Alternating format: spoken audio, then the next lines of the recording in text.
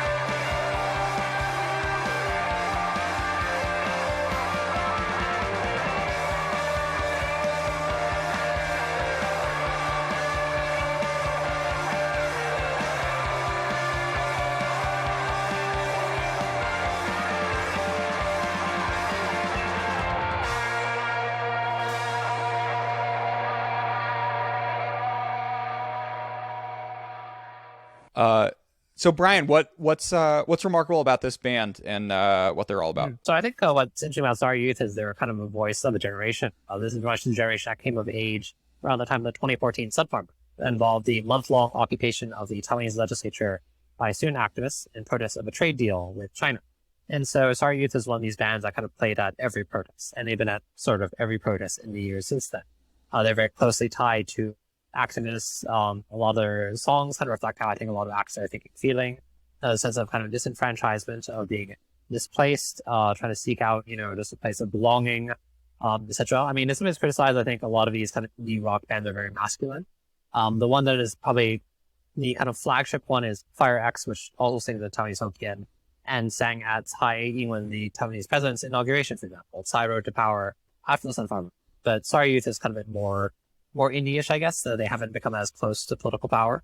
The thing is that they actually don't produce that much songs, though. I think the our members have other lives and are busy, and now some of them have kids. And so kind of what this song is reflecting on is that maybe they're no longer young people, despite youth being in the name of the band.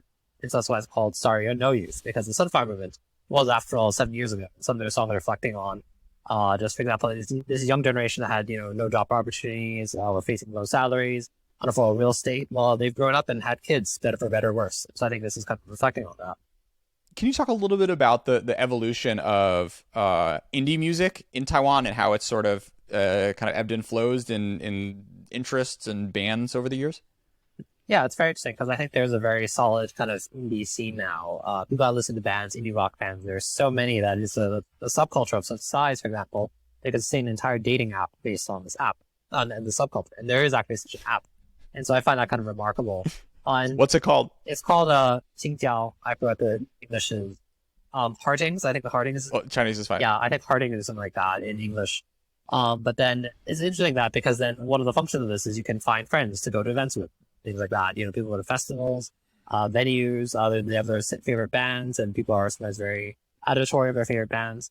But there's many ways in which I think, particularly after 2014, for example, views of young people shifted.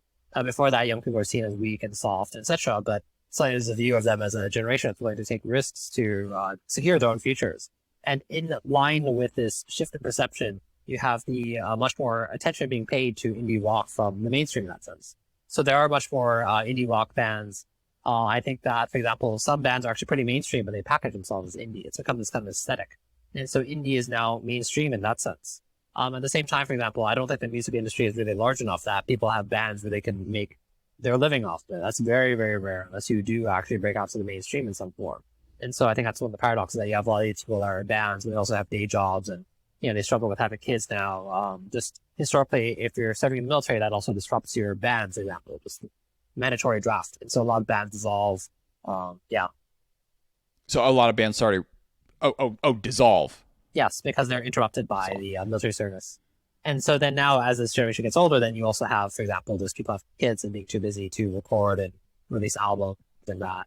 And, they talk about their fans too, because I think there are a lot of fans that just go to basically like every show, that sort of thing, and are know quite well the band members. So that's one of those things.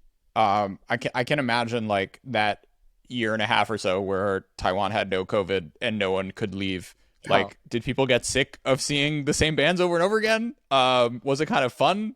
What was the live music scene like in that time? Yeah, so it's actually quite interesting because I think this affects some scenes that way, because you do have, for example, bands or local bands. You can only have local bands. So then that's a way to censor local bands. You can only see live music from local bands now. For example, in the electronic music scene, then you only have local DJs. You don't have foreign DJs coming in. But I think then at the same time, putting international artists in dialogue with Taiwanese artists can sometimes be a real stimulus to the scene. And so this was something I was lacking past 2 years, that, you don't have artists coming in with different styles or different influences and building ties with Taiwanese artists, for example, as much. And this was something that had been before COVID. And so I think then that particularly because I'm more into, personally as a DJ, into the electronic music scene, this was very interesting when an artist would come in representing someone's style that is not as present in Taiwan. And then that'll kind of influence people, and people try to, kind of change up their work, perhaps being influenced by it, etc. Sometimes they build networks or ties with artists, and so the collaboration will continue. That hasn't happened as much now. It can still happen, but it's through the internet, for example. And so, some of the MVs that you do see these days, or some of the songs you see, are still co-productions However, just it is not. It's kind of different than in the past. The other thing though is the indie scene, despite the fact that it is quote unquote the new mainstream, as I mentioned earlier, it's still quite small. That there are only so many venues that exist in Taiwan, and so a band that has performed and become successful, for example, may have played at basically literally every venue in Taiwan. So, that's another thing that's a little paradoxical. It's the indie scene is a strange kind of awkward position in which it's become much larger, but it's not large enough to sustain artists on their own, and there are only so many venues because it is difficult to run venues, etc. I just think that there's only so much maxed out space in terms of doing venues, which are oftentimes not too legally supported. There's not a support from the government in terms of the relevant laws or finances, etc. You have neighbors complaining because of noise, or they just see kids and they're scared, and that sort of thing. Sure. Let's come to our next song, Brian. Yeah. So the next song is "TALACOWA" by Collage, and so this is a very late release because it's in December, right before the year ends. And so that's a bit of a surprise, a nice surprise to have a release from them right before the year ended. And what kind of music do they make? Yeah, so they're more kind of indie rockish, but they incorporate a lot of influences. And I think that is quite interesting. Just that they have linguistically, they have anything from Taiwanese Hokkien to Mandarin songs, and also Japanese songs. Some instrumentation too is citational in that sense, just quoting in some sense other forms of music. And I think that's reflective of in their band name of Collage.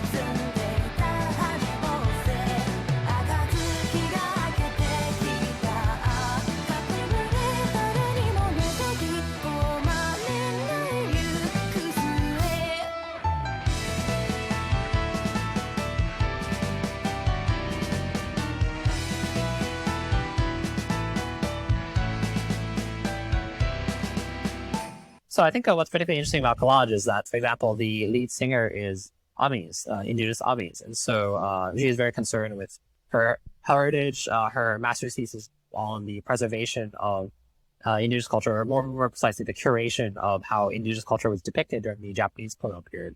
As in terms of, for example, just depicting Japanese colonialism as a civilizing mission and indigenous customs as sort of backwards and in the past, but also representing some of the prehistory of, let's say, Asia, at a time in which Japan was on this imperial project of conquest, of forming the greater East Asia Coast Prosperity Sphere. And so this is quite interesting that way. I think that the lead singers also expressed enthusiasm for Japanese culture in terms of, for example, the costumes they were performing. Or even the artwork of the album covers, that is something that she draws herself, despite being so critical of, for example, Japanese colonialism. I mean, being someone of indigenous descent, that meant that your family was on the receiving end of the brutalities of Japanese colonialism. So I think what is interesting then about the band is that it reflects in many ways this kind of cultural pluralism that one sees in Taiwan today, that just there are so many different influences kind of coming together and compressed together, often in the family background of somebody, but also in these various cultural influences. But then you have all these different overlapping colonialisms, at the same time, just all these irreconcilable political viewpoints sometimes. For example, being a indigenous person that is descended from a family that was that went through the Japanese colonial period, but also being interested in Japanese anime or Japanese culture or music and that sort of thing. It's a tricky tangle of thorns to navigate, I imagine, but also makes for cool music. Yeah, absolutely. It's quite interesting seeing bands grapple with this, because I think particularly interesting is developments in indigenous music in the past few years as well. Indigenous musicians have traditionally been slotted or positioned as singer-songwriters, as folk. And I think this reflects views of indigenous music or of indigenous people that, this is folk. It's kind of something of the past, and their music is like that. And oftentimes it is, singing traditional melodies paired with guitar, for example. Part of it also is influenced by just the 1960s and global folk movement, in terms of just the interest in getting away from, let's say, capitalism and et cetera, and returning to something kind of more in touch with nature, et cetera. And I think indigenous customs that are framed as part of that. There was a campus folk movement, for example, in Taiwan, and just then you do have indigenous singer-songwriters coming out of that. But then in more recent years, you see acts such as boxing, hip-hop, for example, or outlet drift, which is indie rock, or even Jungi Sapor, who's Amis as well, and is a DJ, so moving to electronic music, or someone like ABAO, who's also a kind of singer-songwriter. Some of her stuff is also kind of electronic-ish, so we're singing over that. Covered up. Can we do an ABAO song, Brian? She's my girl. Oh, yeah. Yeah, the funny thing is the past year, actually, there was actually comparatively less releases, which made creating this was a bit of a challenge. I think it's because of the 6-month break in which there was COVID basically from May until, let's say, October-ish. So I think that interfered with the out of release. Comparatively, I did see less releases this year compared to a lot of other years. So yeah, this song, it's tjakudain with its collaboration with DJ DidilongSonia Calico. It's interesting because this song is another example of these kind of overlapping influences, for example. This is actually a version of a traditional song about kind of forbidden love between an indigenous woman and a Han man. And so this is a modern day hip hop reinterpretation of that. And Didilong, who is of course Han, plays the Han man. ABAO plays the indigenous woman. And so this kind of reversion of it is very interesting, using, contemporary melodies of taking traditional songs and putting them in kind of a new form. And is very contemporary.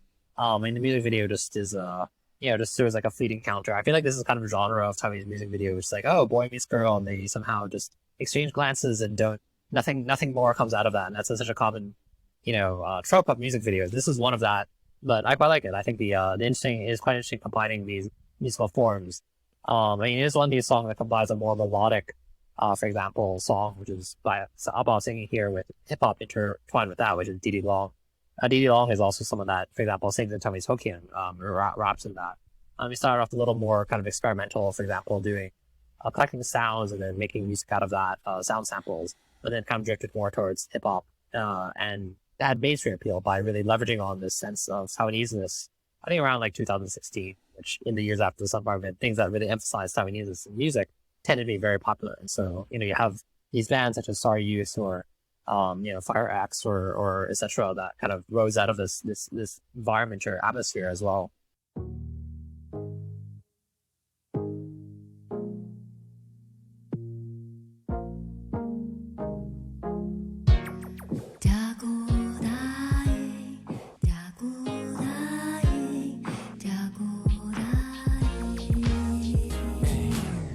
我想要送予你上水的花，情话无法度藏在心内底。你爱知影，咱的缘分是天早就注定好势，不是不是，像伊讲的安尼，袂予你伤心。我是你唯一的选择，请你唔好顾虑这多。沙巴初春天暖和，马乌鲁沙乌瓦鲁，马努比马苏，马努比马苏。不知影啥物叫做丁马苏，只知影为你饲马几个人忙叔叔。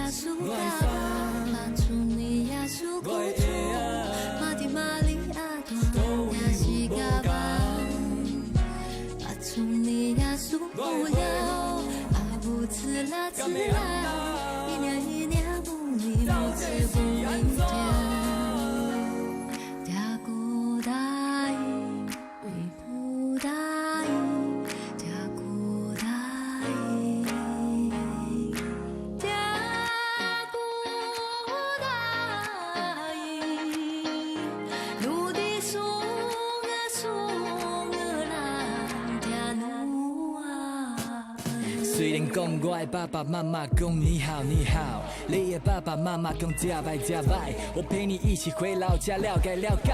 和我亲爱的爸爸一样，我有问过你的朋友，要去拜访的礼物，爱吃冰糖甲烧酒。啊对啦，煞袂记你爸爸是恁送辈，也是我爸啦，我嘛得当传规管的饭。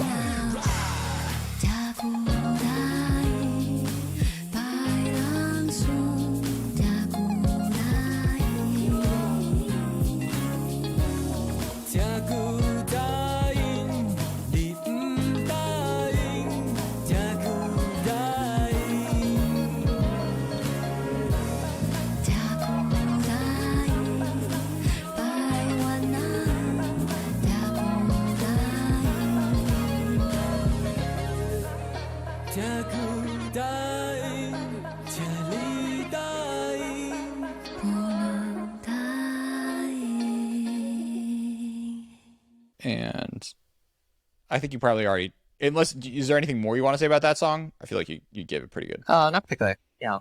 But something that was very cool is that ABAO came to Taiwan and collaborated with Yo-Yo Man. So I was one of the people I recommend ABAO as someone to collaborate with, main to the production team. Yeah. So let's turn now to Sonia Calico. Mm. Yeah, so Sonia Calico is one of the up-and-coming and pretty known producers at this point in time in terms of the underground music scene in Taipei, Taiwan. That's something I'm kind of connected to myself. I DJ, though not very much. And so I tend to listen to a combination of indie rock and underground electronic music. And so Sonia Calico's out of the kind of milieu. I mean, she's been doing things for a while. For example, even in around 2014, there was a album of artists that were involved in the anti-nuclear movement. That was one of the protests that was very big in the year before the Sunflower movement, and there's a lot of youth participation. And so she has a song on there, actually. That's something I play periodically. It's very different from what she's doing now, which is more kind of club music, very strong kind of beats, etc. It's not the mainstream EDM kind of ish club. It's much more, let's say, alternative or independent or underground, different sets of aesthetics here. So I think this particular video is interesting as a kind of collaboration with Korean artists.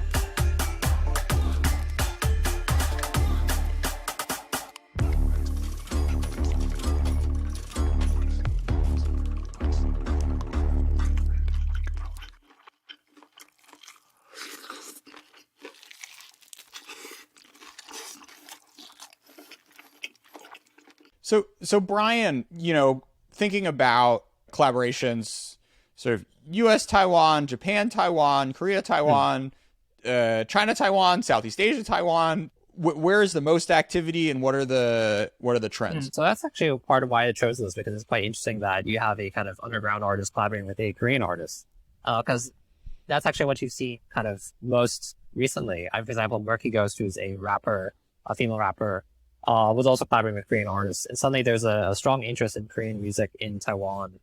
I think just because it's in line with global trends. I mean, there's a lot of interest in Korean culture, whether that's with Squid Games or Parasite or what have you, or Korean fashion. Or groups such as BTS or Twice, etc. But it's kind of interesting in that sense, because Taiwan has such strong historical ties with Japan, and even though the song we listened to from Collage, I mean, this Collage is a band that also is interested in these kind of Japanese influences. But then in terms of actual collaborations, you don't see that as much. For example, Taiwanese artists collaborating with Japanese artists. I kind of wonder what that is actually. Considering that these ties between Korean artists, particularly from the kind of underground scene, and Taiwanese artists developed, particularly during COVID, actually. I think part of that is because, particularly in terms of the genre of underground electronic music, Korea has a very developed scene. So I think reaching out to Taipei might not be out of the question in that sense. Hi there, Callum Quinn, China Talks editor here. Jordan's sick this week for the second week running, so I'm going to take a few seconds to plug the China Talks Substack. It's Jordan's birthday coming up on April 10th, and I know that what he wants more than anything else in this world is to get 10,000 subscribers on the China Talk Substack. We're currently at 9,396, so we're really close. If you listen to this podcast, you'll like the newsletter. It's full of interesting articles, guest posts from people working in the China space, transcripts of interviews, and translations of cool Chinese language stuff. It's free to sign up, and the link is in the show notes. So, Brian, speaking of cross-cultural things, the drama of Wang Leihom and his divorce, I think we can fit in that bucket to make a somewhat smooth transition. Give folks who've never heard of this news story a bit of a backgrounder, as well as elucidate some of the broader societal issues which the story and the treatment of it in the press has elucidated. Yeah, so Wang Leihom, the Taiwanese-American superstar, came under scrutiny during his divorce to his wife, Stanley, who's not a public figure. But then she alleged infidelity on the part of him a few days after the divorce. And just this history of sleeping with women, acting that he was still single, sleeping with sex workers, etc. And this was posted on her Instagram. And so this went viral. This took place right before the voting on the national referendum. And so it suddenly just overshadowed the national referendum in the news, who was so focused on this. People were so focused on the drama between them, in which one of them would post something and then the other would respond. Usually it would happen sometimes just like, one goes to sleep and just suddenly will wake up in the dead of night and post something. And then just will have more content in the morning. And so people were kind of still churning over this. And it just went on for weeks and weeks and weeks as a dominant story. But it raises these issues regarding, for example, abuse of women. That took place not too long after an incident in which a female legislator, for example, was beaten by her boyfriend. So even a very powerful woman in a position of political power could suffer abuse in this way, and that highlighted these issues. There's a lot of concern with how women are treated by the media or focused in on by entertainment gossip. And so this highlighted a lot of those issues. But it just kind of takes more turns and twists as time goes on. And the latest thing I heard was that Wang Leihom is like hanging out with gangsters, and this was another element in their divorce. That was as of yesterday. And so it's one of those things. I mean, it's fodder for the tabloid media for sure, but it's just interesting because particularly Wang Leihom is someone that built up a credibility as a musician on the basis of being Taiwanese American, for example. This cultural capital of being in the U.S. He's one of a number of musicians for that period that was like this. LA Boy is another. Someone like DJ Jerry is another. And so a lot of the kind of, kids that are around my age grew up listening to this music and then suddenly watching their kind of idol just shatter and be taken down from that throne in front of their eyes. That's something I think people are very focused on. And give folks a sense of like how big he is in terms of, I mean, more salient than I think Justin Timberlake, which is like the closest person I can come up with as like a somewhat squeaky clean, but also enormous male superstar. I don't know. What do you think there's an analogy in the US? I'm not entirely sure. I think it's a good analogy. Yeah. And the sort of dynamic of the parents getting into it as well. Good. We're not going to play one of Wang Leihom's songs because he is a dirtbag. But let's turn instead to No Nonsense Collective. Why'd you choose this group? Yeah, so I think though critically in terms of trends in Taiwanese indie music, you have the kind of kind of harder sound sometimes. I think this is represented by No Nonsense Collective. This isn't full, heavy metal or not Freddie Lin, the Legislators, death metal, etc. But it's a kind of harder rock sound. I think this is something that's quite appealing to a lot of people at present.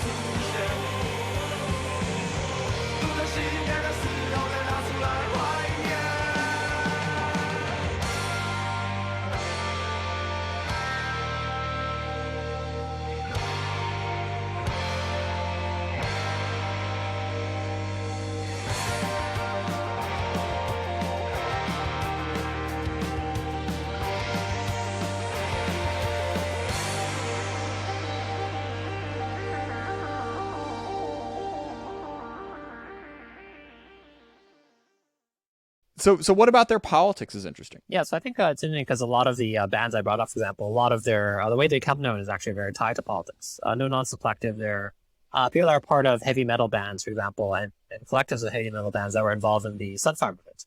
They were actually, there's a group, I translate it as kind of subaltern liberation area or pariahs liberation area, sort of splinter group from the main group in the legislature during the movement of artists, heavy metal musicians, people more kind of politically radical leaders. And so they were kind of from that milieu or that environment. And so a lot of these bands kind of just went through different lifetimes, because I think the thing in Taiwanese bands is that they don't usually last more than 2 years. They disintegrate because of all these factors I mentioned, family or doing military service, etc. But then the same musicians come back together in other forms, creating new groupings or bands down the line. And so No Nonsense Collective comes out of that kind of milieu of like zine production. They run a kind of space, an alternative space, or let's say some cultural space, somewhere in New Taipei, if I recall correctly. They're part of a group that does this kind of annual party, which is bands get together as well as DJs in Xinzhuang, if I recall correctly. I have no sense of direction, so I don't remember. I got there last time. And just, it's like a day-long thing. And so they come out of this kind of more countercultural orientation, I guess you would say, but they still found mainstream success in a way that really did surprise me. When they go on tour, it sold out very quickly. They play all the big venues, etc.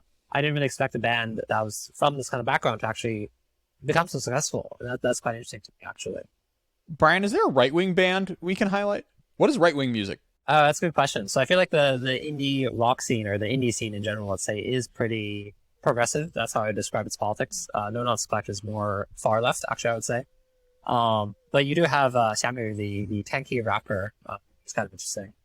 I mean, I've fought with him on Twitter before, more than once, because he's on Twitter. He's one of these people that does idealize China as just a socialist utopia, and he's also quite fond of North Korea as well. He went to North Korea and filmed the video. He's kind of an interesting character because I actually feel like that he could play actually a few years ago, and then, he was still someone that people are like, oh, this politics is weird, but there's still room for him to play. I don't know necessarily if that's the case now. I feel like there's a political mood has shifted. It's not to say this is good or bad or anything. He's an interesting character. Is there a song which you find tolerable? Not particularly, but I do find the one where he goes to North Korea quite interesting, because it is actually a little daring. I mean, to actually go to North Korea and film music that potentially would have gotten in trouble. But he does lay it on a bit much with the kind of socialist realist aesthetics in terms of the MV. I don't know how people feel about that.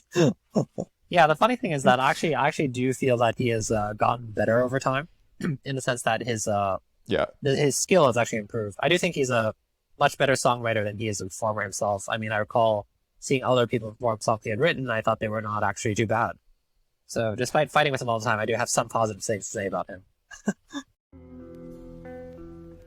Yo, red salute to ransom notes. This is for the people. Fuck the US of America. 谁是朋友，谁是敌人？我们能否追究这问题而不自欺欺人？谁的盟友，谁的利润？是谁基于一份而争斗和牺牲？谁是朋友，谁是敌人？我们能否追究这问题而不自欺欺人？谁的盟友，谁的利润？是谁基于一份而争斗和牺牲？饶舌的激进分子被说是愤世，我只想引人深思，何去伪存是因为从小到大有太多虚伪人士灌输错误认识，使人愚昧无知的无视显而易见的压迫和暴行，使人固执己见，失去批判思考力。一旦遇到陌生的意见，认知就失调，变本加厉的延伸原本的错误视角，成为了心理防御机制，也使我们无意识的成为压迫自己的体制的棋子。即使我们自以为自己是正义的意识，但其实是我们迷失于断章取义的历史，而敌视并歧视被压迫的各国人民，自以为仁义，却把压迫者奉若神明，不分明侵略和防御，只要求无条件的和平，得到奴隶主的肯定，我不被他们尊敬。谁是朋友，谁是敌人？我们能否追究这问题而不自欺欺人？谁的盟友，谁的利润？是谁基于一份而争斗和牺牲？谁是朋友，谁是敌人？我们能否追究这问题而不自欺欺人？谁的盟友，谁的利润？是谁基于一份而争斗和牺牲？检举率最高的国家被当作自由象征，最常推翻民选政府的他被当作自由良朋。我们只有盲人摸象般称颂或辨识偏执的不见识，骗子掩饰的现实，别人饥饿，我们说是领导人无人性，却不记得制裁的目的是经过饿死人民，破坏稳定，以迫使革命群众放弃革命。如果这不是恐怖主义，那么你的定义肯定有问题。我问你，唯一动用核武器的到底是谁？为何朝鲜发展核武就被认为是罪？谁的奴性思维被支配的颠倒是非？是我们把自卫视为威胁，把威胁视为自卑？是谁不知不觉的在重复戈佩尔所起草的流言蜚语的同时，说别人被洗脑，并对用着坚如铁的毅力英勇的起义驱逐侵略者的人民无理的怀有敌意？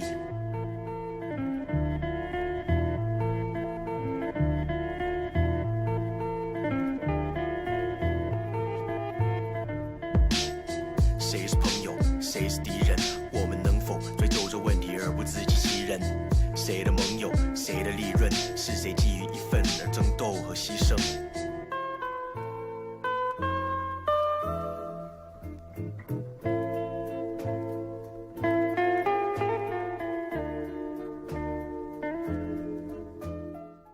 Brian, do you have a sense of like what a, I don't know, 50-year-old like KMT supporter, like what is their like sonic ecosystem? Yeah, it's a really good question. I guess they do listen to these kind of national anthems. That is something probably, I don't know if they listen to it at home, but it's something that, you know, inspires pride.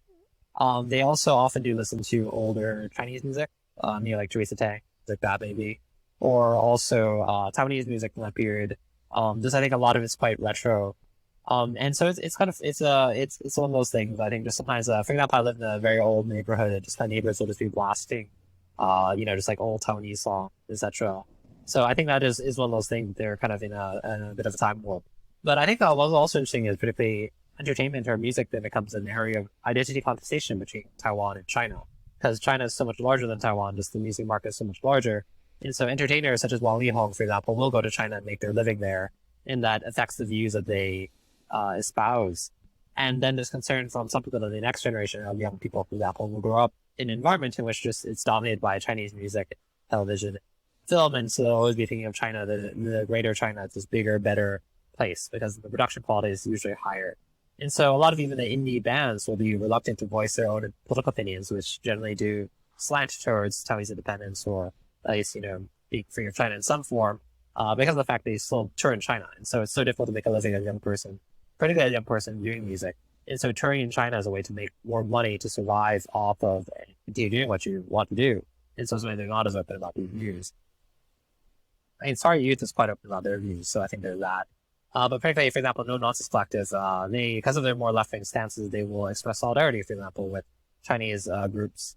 Particularly, for example, with Wuhan affected by the coronavirus as the origin. They did a zine, if I recall correctly, just to kind of reach out, because the punk scene is quite strong in Wuhan. So they try to offer support or solidarity in that way. Yeah, it sounds like a pretty tricky / nigh impossible line to toe. Like, is there, you know, there was a moment in mainland, I don't know if you're the right person to ask this, but like, you know, there was a moment in mainland China where like Taiwanese music was seen as particularly cool and special and like, you know, forward. And, you know, there was certainly a generation, you know, Wang Linghong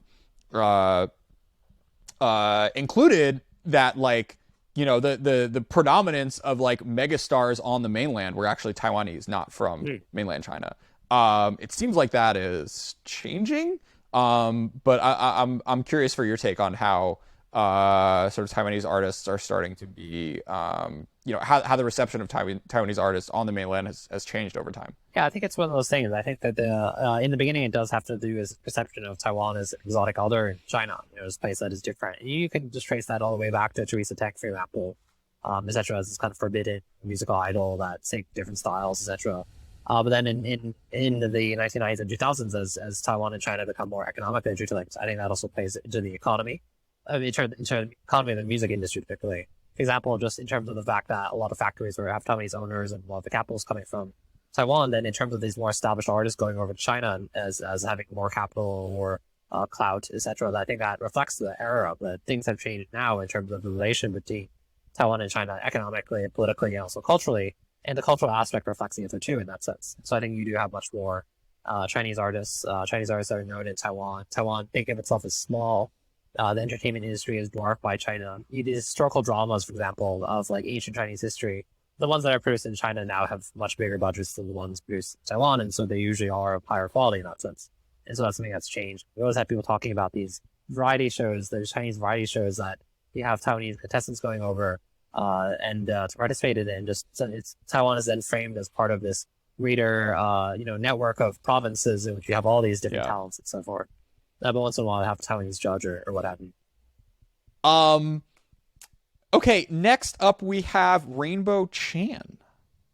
Yeah, so this is quite different. This is also more reflective of my taste in that it is more kind of underground, etc. There's a kind of pop melody. So Stanley, and this is not from Taiwan, but it's from Hong Kong in a sense. Rainbow Chan is Hong Kong, Australian. From Hong Kong, but grew up in Australia.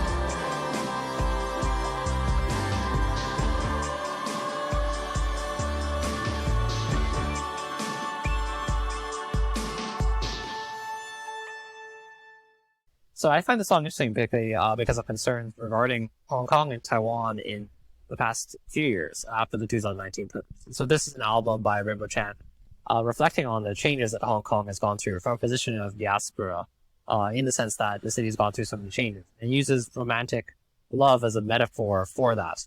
And the songs on the album are Stanley are a combination of Cantonese and English and some Mandarin, if I recall correctly. And so I think it's quite interesting, particularly because of the fact that Rainbow, when I interviewed her not too long ago, said that Taiwan was one of the bigger places which was interested in her music. And so I think what's quite interesting then is thinking about the role Taiwan has geopolitically, but also then regarding these larger events in the region, such as the protests in Hong Kong. After that, there's been a migration of Hong Kongers to Taiwan. You have a lot of Hong Kong restaurants opening up, or bookstores or things like that.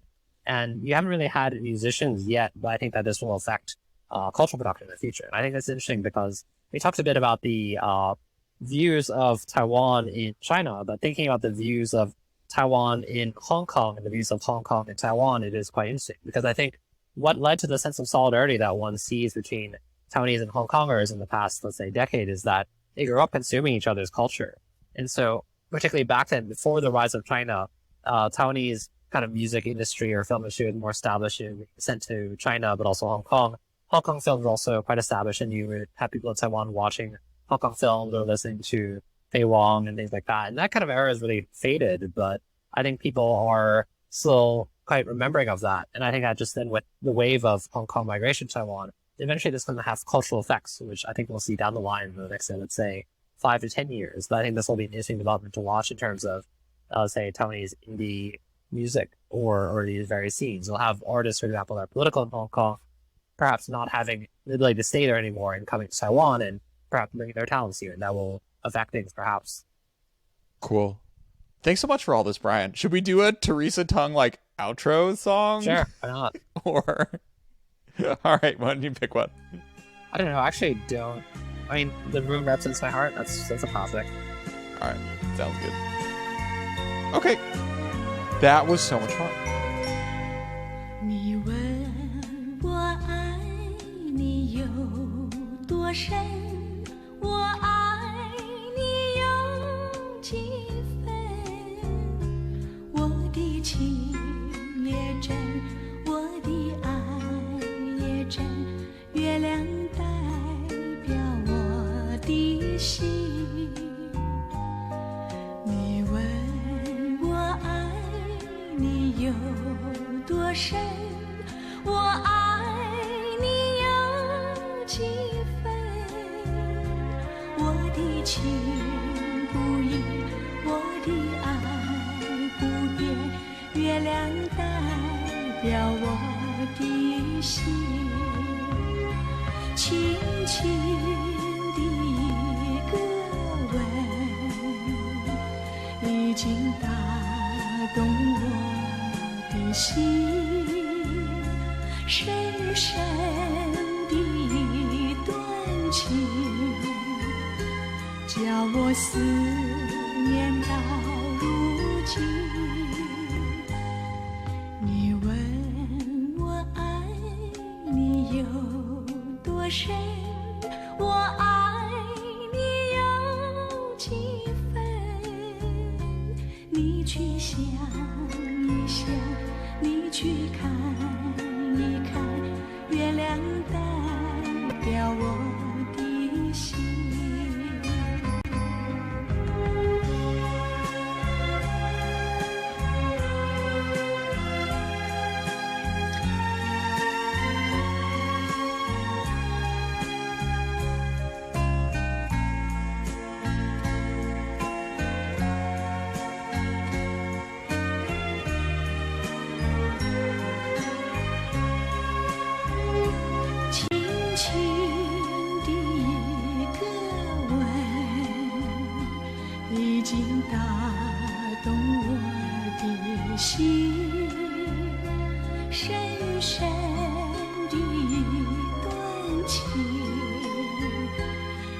我思念到如今，你问我爱你有多深，我爱你有几去想一想，你去看一看，月亮代表我的心。你去想一想，你去看一看，月亮